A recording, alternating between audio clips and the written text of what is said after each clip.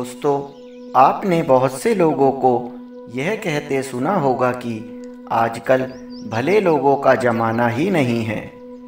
भलाई करने जाओ तो बुराई ही मिलती है और सीधे लोगों को तो यह ज़माना जीने ही नहीं देता। ऐसी अनेक बातें हम अक्सर सुनते हैं। लोग यहाँ तक उपमा दे डालते हैं कि सीधे पेड़ सबसे पहले कटते हैं। ऐसी बातें सुनकर हम डर जाते हैं कि भाई, अगर हम एक अच्छा इंसान बनकर जीना चाहें तो लोग हमें जीने ही नहीं देंगे। हम भी सीधे पेड़ों के भांति काट दिए जाएंगे। तो दोस्तों, आपको क्या लगता है, हमें कैसा जीवन जीना चाहिए? क्या हमें बुरा इंसान बनकर रहना चाहिए? माता पिता अगर अपने बच्चों को यही शिक्षा देने लगें तो सोचो सारा संसार कैसा हो जाएगा। आइए इससे संबंधित भगवान बुद्ध की एक कहानी सुनते हैं। एक बार भगवान बुद्ध अपने शिष्यों के साथ बैठकर उन्हें कुछ समझा रहे थे। इतने में ही वहाँ महाराज अजातशत्रु आ पहुँचते हैं और बुद्ध से कहते हैं कि हे बुद्ध, जब से मैं तुम्हारा अनुयायी बना हूँ तब से सभी लोग मेरे सीधेपन का बहुत फ़ायदा उठाते हैं। आपका अनुयायी बनने से पहले लोग मुझसे बहुत डरते थे, क्योंकि तब मैं बहुत क्रूर था और किसी को भी मृत्युदंड देने में क्षण भर भी समय नहीं लगाता था। आपका अनुयायी बनने के बाद अब मेरा मन इन कामों के लिए तैयार नहीं होता और मैं सभी लोगों को प्रेम देना चाहता हूँ, परंतु कुछ लोग इस बात का गलत फ़ायदा उठा रहे हैं और इससे मेरी प्रजा को बहुत खतरा है। मेरे शासन में बहुत दिक्कतें आ रही हैं। अब हे बुद्ध, आप ही बताइए मैं क्या करूं? तब बुद्ध उन्हें एक कहानी सुनाते हैं। एक बार एक भिक्षु एक गांव से गुजर रहा था। उस गांव में एक बहुत बड़ा पीपल का वृक्ष था। चलते चलते भिक्षु बहुत थक गया था।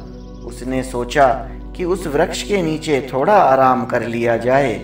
वह वहां पहुंचा ही था कि कुछ लोग उसे रोक देते हैं और कहते हैं कि वहां एक बहुत जहरीला सांप रहता है। उसने बहुत से लोगों को डस लिया है। वह इतना खतरनाक है कि जो भी उसके सामने आता है वह उसे जिंदा नहीं छोड़ता।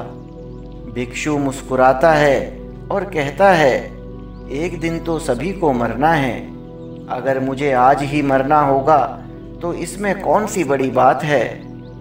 आप मेरी जरा भी चिंता ना करें और मुझे आज्ञा दें। भिक्षु वहाँ से चले जाते हैं और पेड़ के नीचे अपना आसन बिछाकर बैठ जाते हैं।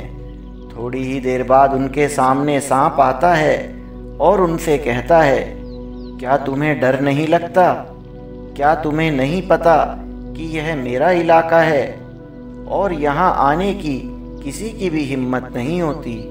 तब भिक्षु उस सर्प से बड़े प्रेम से कहते हैं, इसमें डर वाली कौन सी बात है?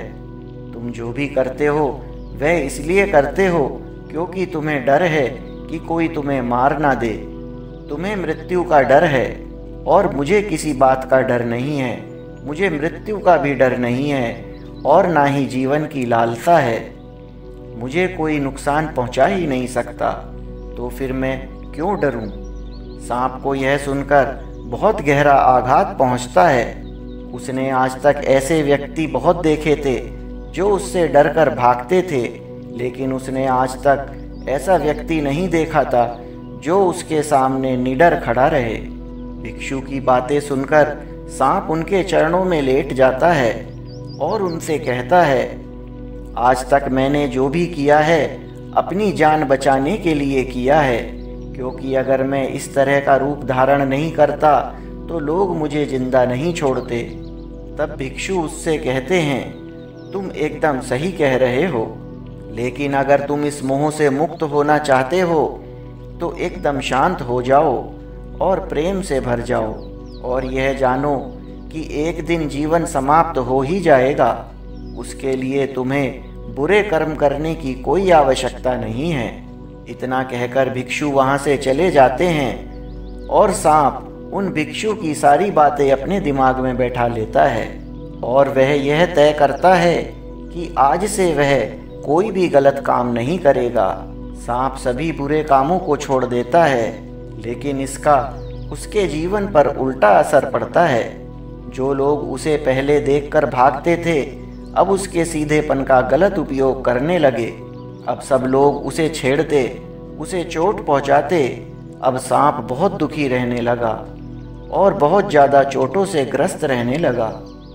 अब उसके शरीर पर बहुत से चोटों के निशान बन गए, क्योंकि अब वह लोगों को नुकसान नहीं पहुंचाता था और सभी लोगों के साथ प्रेम से रहने की कोशिश करता था।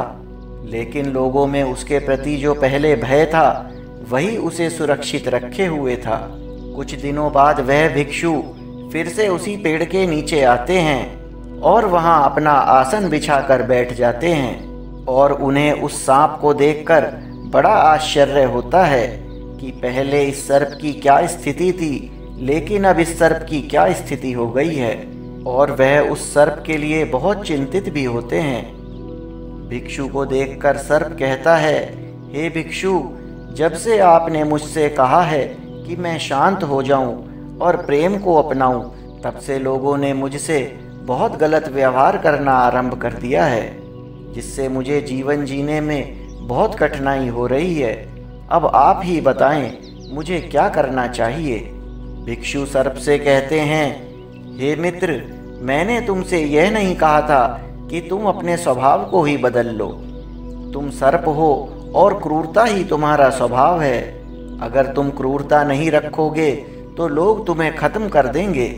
लेकिन इसका अर्थ यह नहीं है कि तुम्हारे भीतर जो उद्देश्य है उसे गलत रखो। तुम्हें भीतर से अपने आप को सही रखना है और बाहर से खुद को वही दिखाना है जो जरूरी है, क्योंकि सर्प एक जहरीला जीव है और लोगों में उसके लिए भय होना आवश्यक है। अगर लोगों के अंदर तुम्हारे लिए भय नहीं होगा तो लोग तुम्हें हानि ही पहुंचाएंगे। लेकिन तुम्हें भीतर से अपने आप को सही रखना चाहिए कि तुम्हें किसी को नुकसान नहीं पहुंचाना है, केवल अपना भय बनाकर रखना है। गौतम बुद्ध कहते हैं, तो हे अजात शत्रु, तुम इस कहानी से क्या समझे।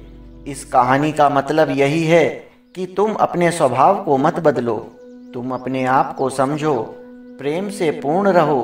प्रेम से पूर्ण होने से तुम्हारे उद्देश्य अच्छे होंगे।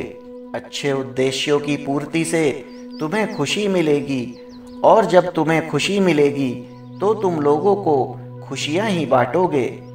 और यहाँ इस बात की जरा भी ज़रूरत नहीं है कि तुम बाहर से लोगों को क्या दिखा रहे हो। ज़रूरत इस बात की है कि तुम भीतर से अपना उद्देश्य क्या रखते हो। दोस्तों, आशा करता हूँ कि आपको आज की कहानी पसंद आई होगी। बुद्ध यहाँ पर हमें दोहरा जीवन जीने के लिए नहीं कह रहे हैं। वो हमें यह समझाना चाहते हैं कि ईश्वर ने हमें जो बनाया है, हमें उसका पालन करना चाहिए। जैसे अजात शत्रु एक राजा था, तो उसे एक प्रभावशाली राजा बने रहना चाहिए और जहाँ दंड की आवश्यकता है, वहाँ उचित दंड देना चाहिए। राजा का मूल उद्देश्य प्रजा को सुखी, समृद्ध और सुरक्षित रखना है। दयालु होने का अर्थ यह कदापि नहीं है कि एक राजा अपने राज्य का दंड विधान ही समाप्त कर दे। अतः हमें अपने कर्तव्यों का पालन अपनी पूरी क्षमता से करना चाहिए। हम अपने जीवन में ईमानदार रहें, दयालु रहें, किंतु अपने परिवार की एवं अपने देश की सुरक्षा का दायित्व भी हमारा ही है। धन्यवाद।